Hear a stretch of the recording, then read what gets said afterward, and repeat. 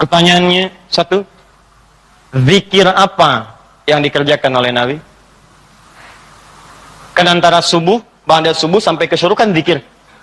Zikirnya apa yang dikerjakan? Apakah kalimat thayyibah ataukah yang lain? Kita bahas. Yang kedua, selesai sholat kemudian duduk. Apakah duduknya di tempat dia sholat? Atau boleh pindah ke tempat lain? Yang penting di area masjid. Ya, misal antum sholat di posisi yang sebelah kanan di sana. Tiba-tiba setelah itu nggak ada mushaf, pengen baca Quran, mushafnya di sana. Apakah boleh pindah ke sana? Atau kalau pindah, gugur ininya. Awas, hati-hati dilihat. Mau pindah, aduh takut gak dapat haji. Mau pindah, aduh takut umrah. Di situ aja gitu kan. Pas tiba-tiba ada cleaning service, Pak, maaf Pak, sebentar geser dulu. Maaf ya, haji dan umrah. Nah, itu kita lihat tuh. Seperti apa memahaminya. Karena ada yang menafsirkan gak boleh pindah di situ. Gitu. Ya, nanti kita lihat. Apakah benar harus di situ saja, atau boleh berpindah. Kalau boleh berpindah, apa dalilnya? Kalau memahami di situ saja, bagaimana keadaannya. Paham? Jadi ini satu, dua, dan kasus yang terakhir, Ustadz bagaimana kalau keluar masjid untuk kebutuhan hajat yang darurat? Pengen ke toilet kan? Ya, memang nggak di rumah, di masjid ada toilet. Begitu mau keluar, ke toilet dulu, ingat haji dan umrah, haji dan umrah. Dia tahan-tahan, kan? Ya, syuruknya dapat, sakitnya juga dapat, gitu kan? Nah itu, seperti itu bagaimana kemudian solusi hukumnya. Nah, kita bahas pelan-pelan. Di dalam Al-Quran, disebutkan beberapa aktivitas yang mampu mendekatkan dan mengingatkan kita dengan Allah, dan langsung disebut dengan zikir. Dan ini pun dipraktekkan oleh Nabi sallallahu alaihi wasallam. Contoh. Yang pertama ditemukan di Quran surah keempat ayat 103, paling kanan pertengahan.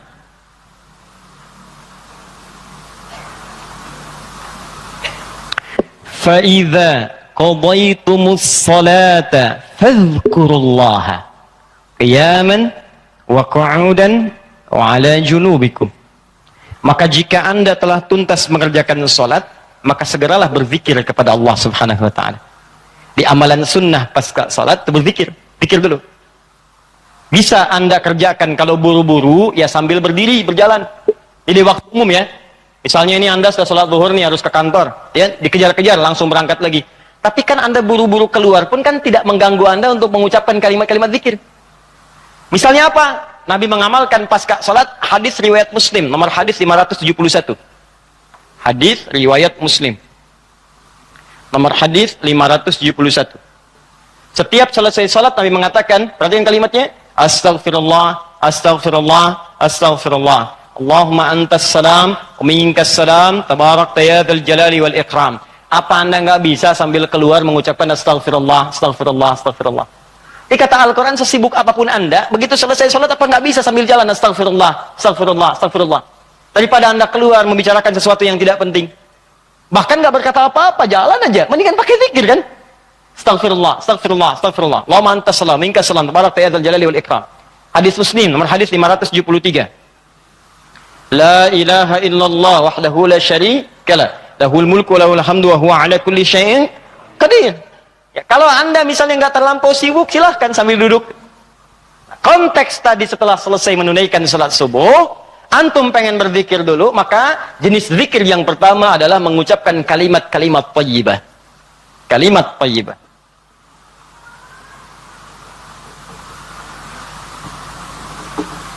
Bisa sifatnya istighfar.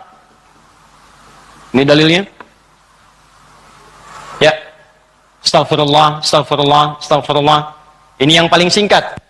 Mau yang agak panjang, Astaghfirullahaladzim, alladzi la ilaha illa huwal hayyul qayyum wa natubu ilaihi. Silakan. Ya, kalau mau yang paling singkat, astaghfirullah, astaghfirullah, astaghfirullah.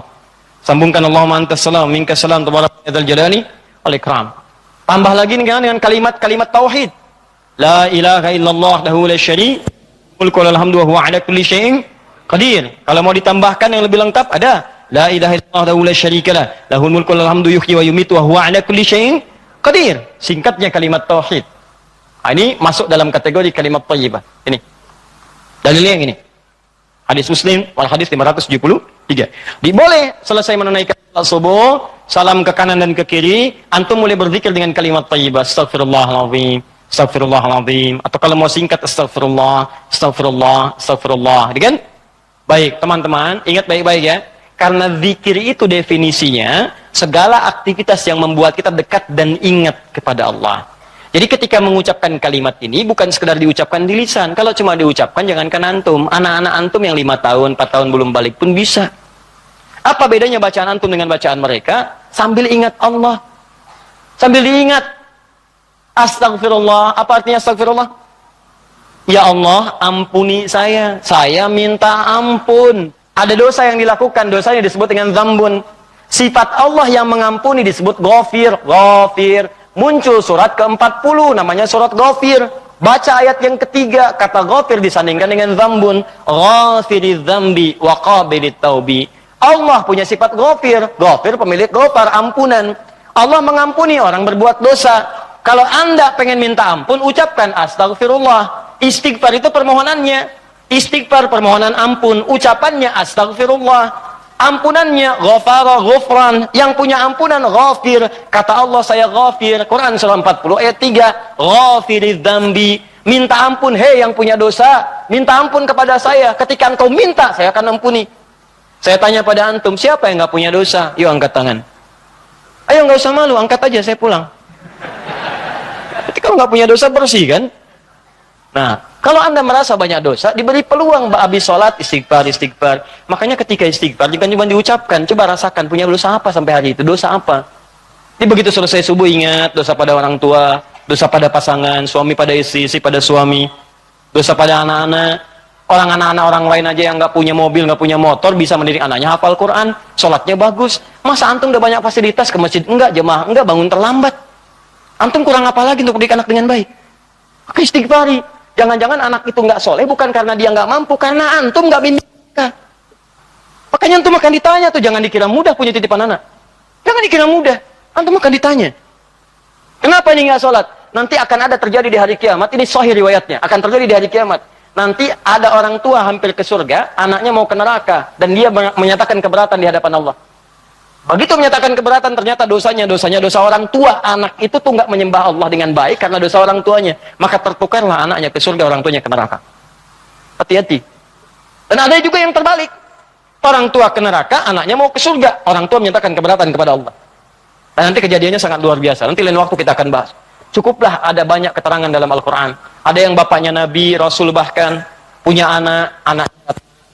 Ada yang suami, istrinya nggak taat. Ada yang istrinya solihah, suaminya enggak. Seperti Asia dengan Fir'aun. Ada yang suaminya bagus, istrinya enggak. Banyak seperti Lut dengan istrinya. Ada yang bapak, anak dengan istri nggak taat. Seperti Nuh. Itu bukan dongeng, itu kisah disampaikan supaya kita bisa hati-hati. Seakan-akan Allah mengatakan begini, cukup aja orang-orang masa lalu begini. Kalian jangan begitu. Saya buka kisah seperti ini supaya keluarga kalian selamat. Makanya istighfarin.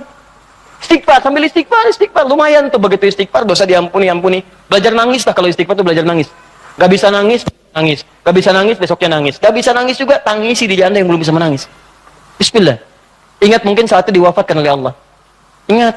Bagaimana kalau saat itu wafat, anak Anda belum baik, istri Anda belum baik, dan Anda akan dihisab dalam keadaan sesuatu yang belum sempurna dalam kehidupan. Ya. Kemudian juga zikir. Bisa jadi juga bacaan Al-Quran. Baca Al-Quran. Itu masuk kategori zikir. Dalilnya Quran, surah ke-15 ayat 9. Al-Quran disebut oleh Allah dengan zikir. Inna nahnu nazzalna dzikra wa inna lahu lahafizun. Sungguh kami turunkan Al-Quran sebagai zikir, kata Allah. Hal yang mampu mendekatkan seseorang dengan Allah. Makanya kalau antum sedang baca Al-Quran, bukankah perasaan Anda merasa lebih dekat dengan Allah? Ya, kalau nggak percaya silahkan. Lebih dekat gitu. Nah, kalau sudah semakin dekat hubungannya dengan Allah, jangankan baca, dibacain aja punya getaran dalam jiwanya. Ya, buka Quran surah ke-8 misalnya. Ya, Al-Anfal ayat kedua. Kata Allah, innamal mu'minuna alladzina idza dzukirallah, zikir. Idza dzukirallahu wajilat qulubuhum.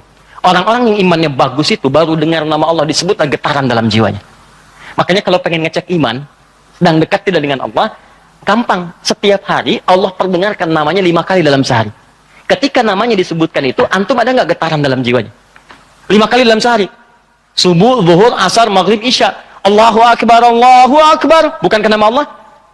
Jika antum sedang dengar suara adzan, itu nama Allah diperdengarkan. Ada getaran nggak di hatinya?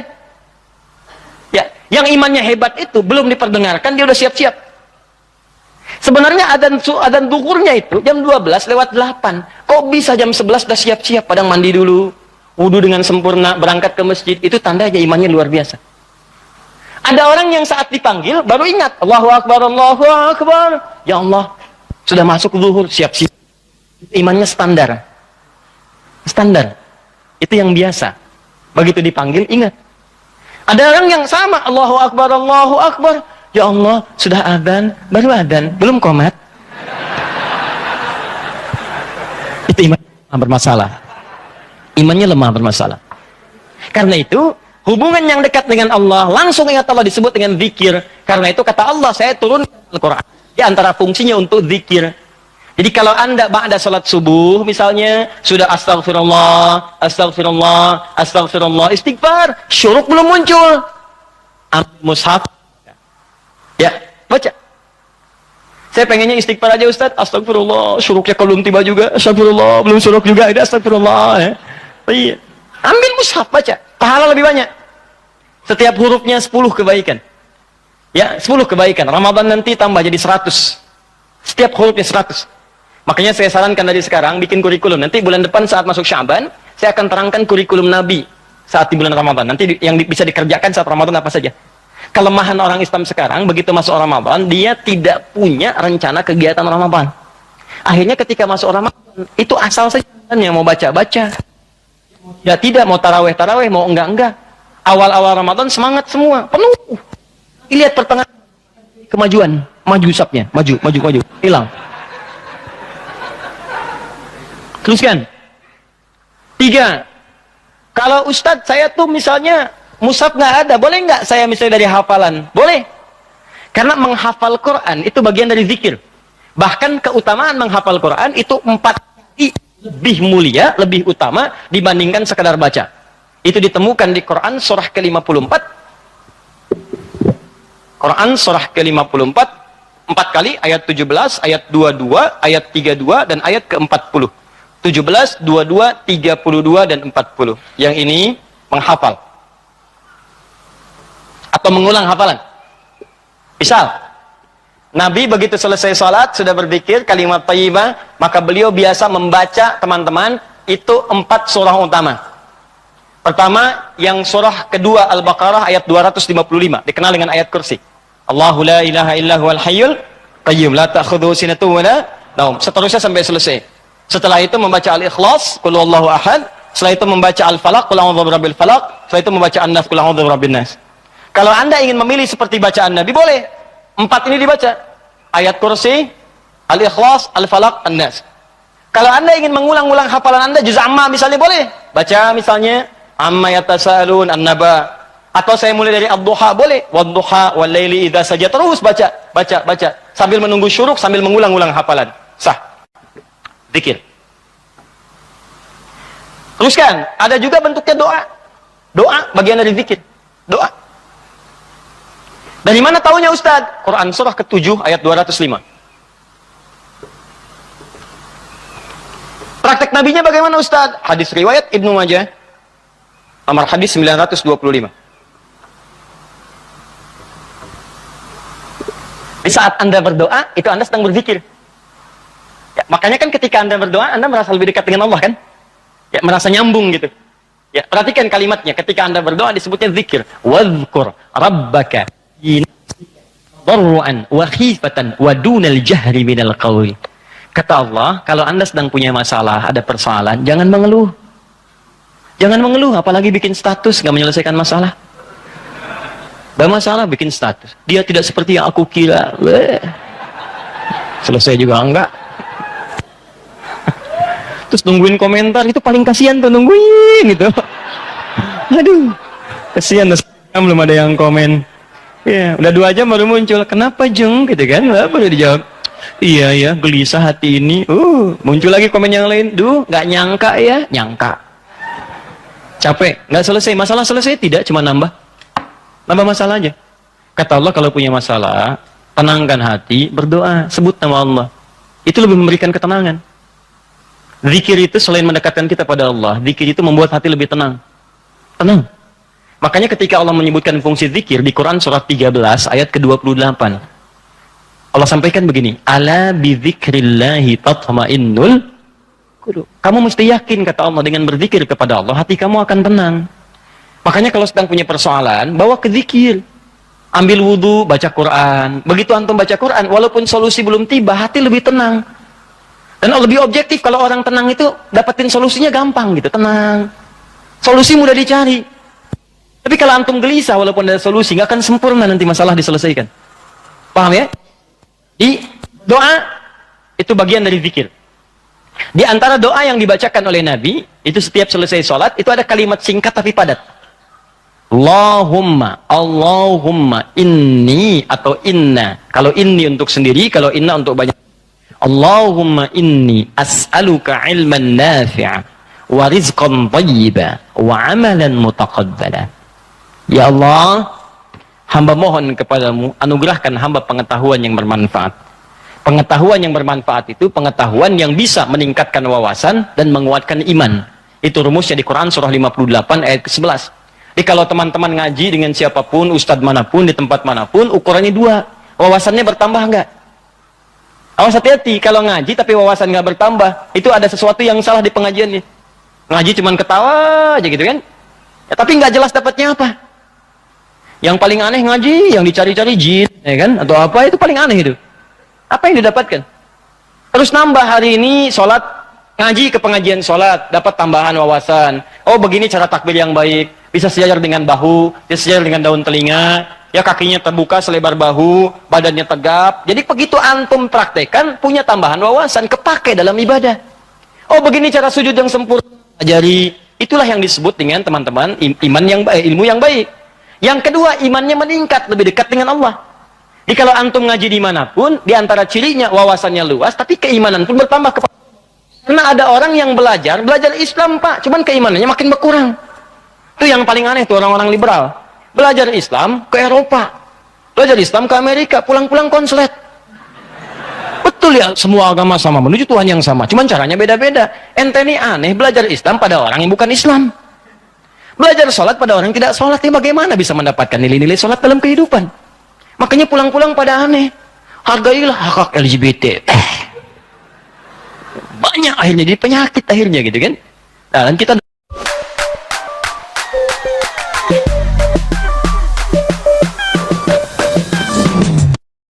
kita doakan dengan baik, arahkan pada yang baik. Jadi kalau ada yang kurang-kurang tuh kita doakan.